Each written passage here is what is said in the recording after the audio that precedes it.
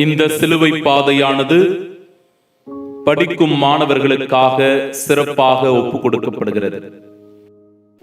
வலிமை பெறு, துணிவுகொள், அஞ்சாதே, அவர்கள் முன் நடுங்காதே, ஏனெனில் உன் கடவுளாகிய ஆண்டவரே உனக்கு முன் செல்பவர். அவர் உன்னை விட்டு விலக மாட்டார், உன்னை கைவிடவும் மாட்டார். இணைச்சட்டம் 31:6. தந்தை, மகன், தூயாவியாரின் பெயராலே ஆமென். மெய்யாகவே அவர் நம் பிணிகளை தாங்கிக் கொண்டார், அவர் நமக்காக நொறுங்குண்டார், அவருடைய காயங்களினால் நாம் குணமடைகின்றோம். ஆண்டவர் இயேசு கிறிஸ்துவின் திருப்பாடுகளில் பங்கேற்க வந்திருக்கிற உங்கள் ஒவ்வொருவரையும் அன்போடு அழைக்கின்றேன். ஆண்டவர் இயேசு கிறிஸ்து நமக்காக பாடுகளை ஏற்றுக்கொண்டார், பாரமான சிலுவையை சுமந்தார், கற்றூணில் கட்டி அடிக்கப்பட்டு சாட்டை அடிகளினாலும் காரி உமிழ்ந்த எச்சிலினாலும் அவமானப்படுத்தப்பட்டார்.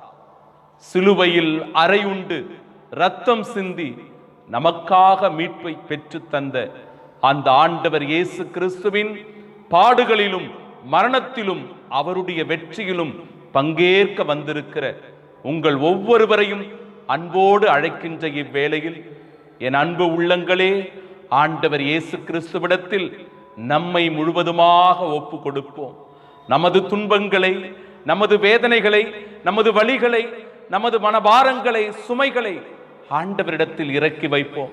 அதை ஏற்றுக்கொள்வதற்கும் அதை சுமப்பதற்கும் நம் தேவன் ஆண்டவர் இயேசு கிறிஸ்து தயாராக இருக்கிறார்.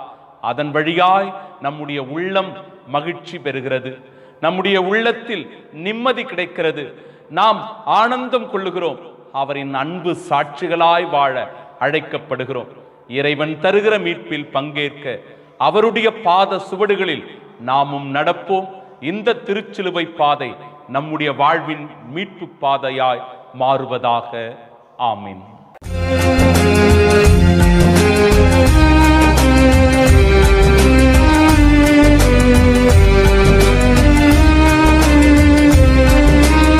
உனக்காக மரித்தேனே, எனக்காக நீ என்ன செய்தாய், எனக்காக நீ என்ன செய்தாய்.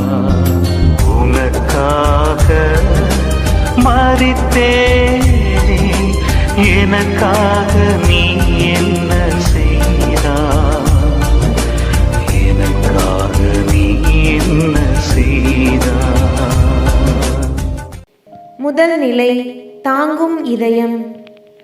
திவ்ய இயேசுவே, உம்மை ஆராதித்து வணங்கி உமக்கு நன்றியறிந்த தோத்திரம் செய்கின்றோம். அது ஏனென்றால் அச்சிஷ்ட பாரமான சிலுவையை சுமந்து கொண்டு இவ்வுலகத்தை மீட்டு ரட்சித்தீர். பொய்க்குற்றம்தான் சுமத்தப்பட்டது, அநியாய தீர்ப்புதான் வழங்கப்பட்டது என்று தெரிந்தும் அவற்றை இயேசு அணுகிய விதம்தான் இன்றைய மாணவர்களுக்கு சிறந்த பாடம். இயேசுவே, நிந்தை அவமானங்களை தாங்கும், அவற்றை துணிவோடு எதிர்கொள்ளும் மனப்பக்குவத்தை தாரும். இரண்டாம் நிலை, படிப்பு சிலுவையா. இயேசுவின் பாரமான சிலுவை படிக்கும் மாணவ மாணவிகளின் சுமைகளுக்கு ஈடாக ஒப்பிடுவதுண்டு. இயேசுவே, நீர் பாரமான சிலுவையை சுமந்து உலகத்தை பாவத்திலிருந்து மீட்டது போல படிப்பு பலருக்கு கசப்பான மருந்தாகவும் சுமையாகவும் இருந்தாலும் கல்விதான் லட்சியத்தை அடைய உதவும் ஏணிப்படிகள் என்பதை என்றும் மறந்துவிடக் கூடாது என நினைவுபடுத்தும். மூன்றாம் நிலை, தோல்வி பயம். படிக்கும் மாணவ மாணவிகளுக்கு எப்போதும் தோல்வி பயம் இருக்கும். அதற்காக துவண்டு விடக்கூடாது, முயற்சியை கைவிட்டு விடக்கூடாது. விழுந்த இயேசு எழுந்தது போல நாமும் நம்பிக்கை அடிகளை எடுத்து வைக்க வேண்டும். நான்காம் நிலை, அம்மாவின் துணை. சாதனையின் உச்சத்தில் நிற்கும் மாணவர்கள் நிச்சயம் அதன் ரகசியத்தை சொல்லியிருப்பார்கள். அந்த ரகசியத்தில் தாயின் பங்களிப்பு நிச்சயம் இருக்கும். கல்வாரி பயணத்தில் இயேசுவோடு நடந்து வந்த மரியன்னையின் உடனிருப்பை இன்று ஒவ்வொரு மாணவரும் உணர வேண்டும். 5ஆம் நிலை, நண்பனின் உதவி. இயேசுவின் லட்சிய பயணத்தில் இடர்பாடுகள் வந்தபோது சீமோனின் உதவிக்கரம் அவரை தாங்கிக் கொண்டது. நல்ல நண்பர்களை கொண்ட மாணவர்கள் லட்சிய பயணத்தில் என்றும் சோர்ந்து போவதில்லை. அவர்கள் தோல்வியில் தோள் கொடுப்பார்கள், ஆபத்தில் உடனிருப்பார்கள். 6ஆம் நிலை, எதற்கும் துணிவு வேண்டும். பல போர் வீரர்கள் இயேசுவை சூழ்ந்து நிற்கிறார்கள். கைகளில் சாட்டையும் ஈட்டியும் வாள்களும் இருக்கிறது. ஆனாலும் அஞ்சவில்லை வெரோனிகா. பள்ளிகளில் போட்டியும் பொறாமையும் இருக்கலாம். நம்மை கீழே தள்ளிவிட்டு மேலே ஏறி வர சதித்திட்டங்கள் தீட்டுவார்கள். அஞ்சாமல் திகையாமல் துணிவோடு அடியெடுத்து வைக்கும் வரம் தாரும் இயேசுவே. 7ஆம் நிலை, தடைகள். வாழ்வில் வரும் தடைகளை எதிர்கொள்கிறோமா அல்லது பின்வாங்குகிறோமா? இயேசு தடுமாறும் கால்களை திடப்படுத்துகிறார். வளர்ச்சிக்கு குறுக்கே நிற்கும் தடைகளை உடைத்து போடுகிறார். விழுந்து விடும்போது கை தூக்கி விடுகிறார். மாணவனே, நீ விழும்போது இயேசு உன்னை தாங்கிக் கொள்கிறார். நம்பிக்கை கொள். 8ஆம் நிலை, பிள்ளைகளுக்காக அழுங்கள். இயேசுவின் இந்த வார்த்தைகளுக்கு ஆழமான அர்த்தம் உண்டு. எதிர்கால வாழ்வும் வளர்ச்சியும் மாணவர் கையிலே. படிக்கும் காலத்தில் பொறுப்பற்று ஊதாரித்தனமாக வாழும், நேரத்தையும் காலத்தையும் வாய்ப்பையும் திறமையையும் வீணடிக்கும் பிள்ளைகளுக்காக அழுங்கள். பெற்றோர்களே, அவர்கள் மனம் திரும்ப. 9ஆம் நிலை, அனுபவம். ஒரு முறை இருமுறை அல்ல, 3 முறை என்பதால் கால்களுக்கே பழகிவிட்டது விழுந்தால் எழ வேண்டும் என்று. மாணவனே, உன் தோல்விகள்தான் உன்னை செதுக்கும் ஆசான். உன் வழிகள்தான் நீ அடையப் போகும் சாதனைக்கான தற்போதைய பரிசு. மறந்து விடாதே, எல்லாம் அனுபவமே. 10ஆம் நிலை, அவமானம். அவமானம். இந்த ஆடையை அணியாத மனிதர்களே இல்லை. அதற்காக அந்த அடையாளத்தோடே இருக்கிறோம் என்றால் நம்மை முட்டாளாகத்தான் இந்த உலகம் பார்க்கும். இயேசுவின் ஆடைகளை களைந்தது அவரை அவமானப்படுத்த என்பதை விட, அவர் இந்த மனித குலத்தை பாவத்திலிருந்து விடுவிக்கப்பட்ட காயங்களையும் தாங்கிய நிந்தை அவமானங்களையும் உரக்க சொன்னது இந்த உலகத்திற்கு. 11ஆம் நிலை, ஆணிகளால் ஏற்பட்ட காயங்கள். இயேசுவுக்கு ஏற்பட்ட காயங்களைப் போல மாணவர்களுக்கும் மறையாத காயங்கள் இருக்கலாம்.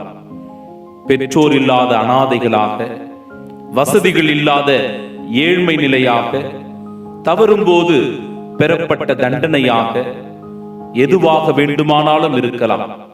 ஜெபிப்போம், அவருடைய காயங்களால் நாம் குணமாக. 12ஆம் நிலை, மரணம். லட்சியத்தில் தோற்று போகும் மாணவர்கள் தற்கொலை செய்து கொள்கிறார்கள். விபரீத முடிவுகளை எடுக்கிறார்கள். தங்கள் வாழ்க்கையே முடித்துக் கொள்ளுகிறார்கள். இது ஒரு தவறான முடிவு. மரணம் பிரச்சனைகளுக்கு முடிவல்ல என்பதை உணர்ந்து வாழ வரம் தாரும் இயேசுவே. 13ஆம் நிலை, பெற்றோரின் துயரம்.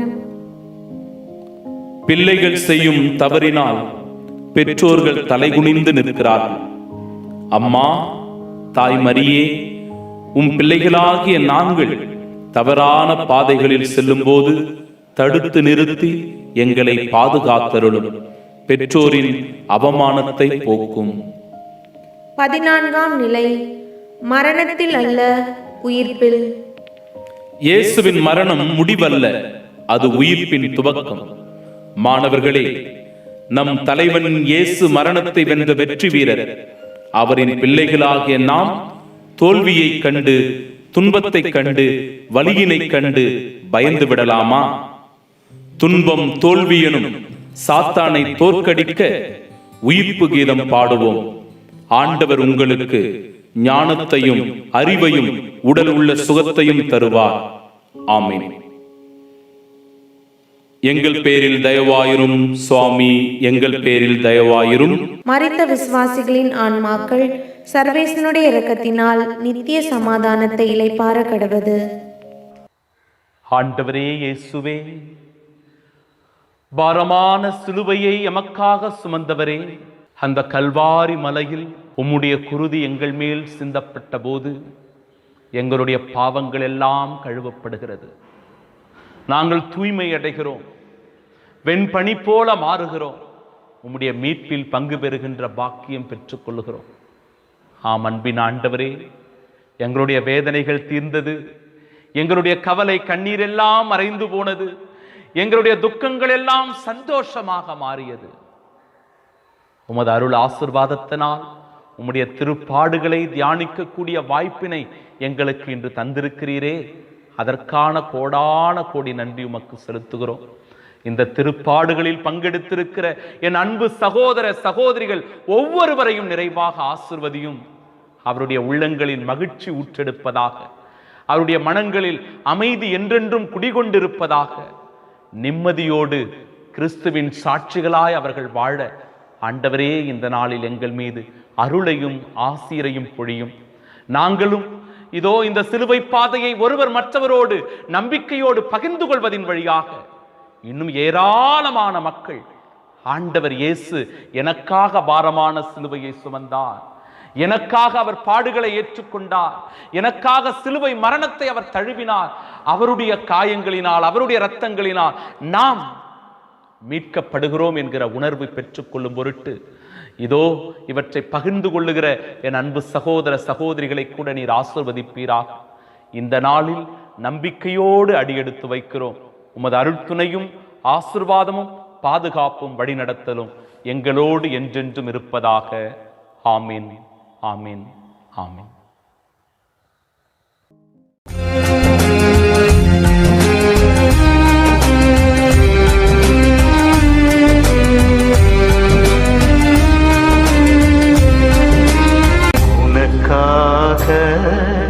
மரித்தேனே, எனக்காக நீ என்ன செய்தாய், எனக்காக நீ என்ன செய்தாய்.